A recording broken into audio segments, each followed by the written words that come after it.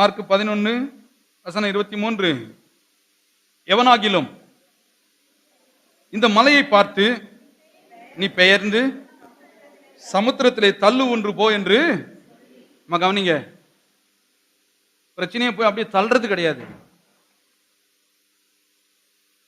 வியாதியை போய் அப்படியே தள்ளுறது கிடையாது. ஆண்டவர் பாருங்க, பிரச்சனைக்கு தீர்வை வாயிலே வைத்திருக்கிறார் தேவாதி தேவன். வாய் ரொம்ப முக்கியமான ஒரு பாத்திரம் தேவனுக்கு. அதுதான் சொல்றாரு சங்கீதக்காரன் தாவீது, என் ஆத்துமாவே கர்த்தரை ஸ்தோத்தரி, என் முழு உள்ளமே அவர் பரிசுத்த நாமத்தை, சேனைகளின் கர்த்தர் பரிசுத்தர் பரிசுத்தர் சொல்லிட்டு வேலை செய்யும் போதும் முணுமுணுக்கிட்டோம். சில பேர்லாம் இந்த வாயில போட்டு ஏதாவது சும்மாவது என்ன பண்ணிட்டு இருப்பாங்க, சவிச்சுட்டே இருப்பாங்க. பார்த்துருக்கீங்களா? சும்மாவது கூட அசை போட்டுட்டே இருப்பாங்க. தேவன் சொல்லுகிறார், அதை காட்டிலும் தேவ வார்த்தையை இரவும் பகலும் என்ன பண்ணு, நாவிலே வைத்து பேசி கொண்டிரு, முணுமுணுத்து கொண்டிரு, சொல்லி கொண்டிரு. அதை இங்க சொல்றாரு, எவனாகிலும் இந்த மலையை பார்த்து நீ பெயர்ந்து சமுத்திரத்திலே தள்ளுண்டு போ என்று சொல்லி தான் சொன்னபடியே நடக்கும் என்று தன் இருதயத்தில் சந்தேகப்படாமல் விசுவாசித்தால் அவன் சொன்னபடி ஆகும் என்று மெய்யாகவே உங்களுக்கு சொல்லுகிறேன். பிரச்சனை கிட்ட போய் நின்னுகிறது, பிரச்சனையை பார்க்கறது, அது எவ்வளவு பெரிய பிரச்சனை தெரியுமா உனக்கு? நானே பார்த்தேன்.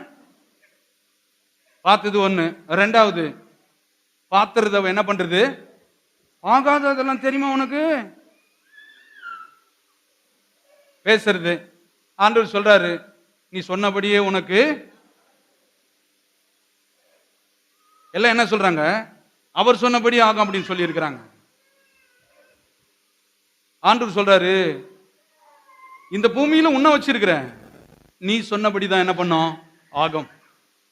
கவனிங்க, இப்ப எங்க கிட்ட பைக் இருக்கு, கார் இருக்கு. எங்க கார் சாவியவை எங்க கிட்ட இருந்து உங்ககிட்ட கொடுத்துட்றேன். இப்ப நான் போய் நினைச்ச கூட காரை என்ன பண்ண முடியாது, ஸ்டார்ட் பண்ண முடியாது. ஏன்னா சாவியை யாருக்கிட்ட கொடுத்துட்டேன், உங்ககிட்ட கொடுத்துட்டேன்.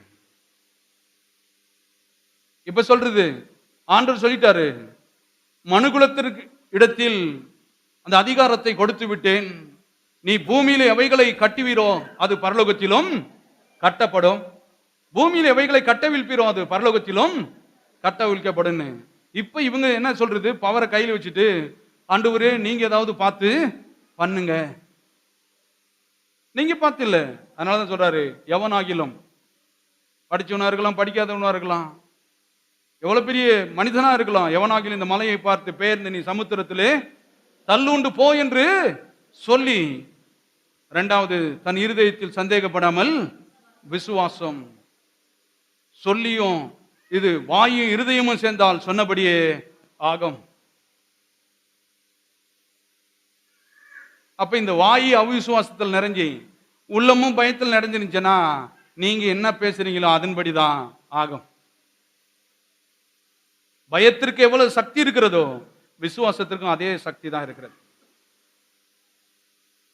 உயர்வுக்கு எவ்வளவு சக்தி இருக்கிறதோ அழிக்கிற தன்மைக்கும் அதே சக்தி இருக்கிறது. இந்த உலகத்தில் 2 சக்திகள் வேலை செய்து கொண்டிருக்கிறது.